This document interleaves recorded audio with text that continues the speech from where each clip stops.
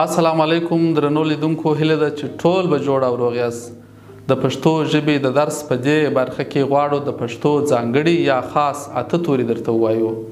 تاسو مثالونو ته غوږ ونیسئ، لکه ټ، څ، ځ، ډال، ړ، ژ، شین، نوړ. اوس د هر توري لپاره موږ تاسو ته لنډ مثالونه راوړي دي. د ټ لپاره ټال، بوټونه، کټ. او د څ لپاره لکه هڅه، څا، څښل. او د ځ لپاره لکه ځنګل، ښځه، ځاله. او د ډ لپاره ډاکټر، ډول، رادیو. او د ډ لپاره چاړه، لړم، کړکۍ.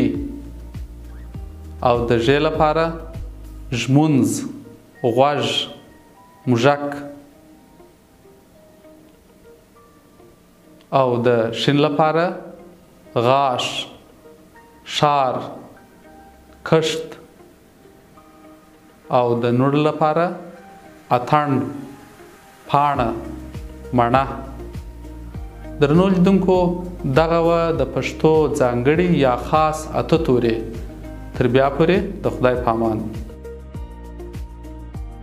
teachteam.online ستاسو د خوښې زده کړې ستاسو په خپل کور کې.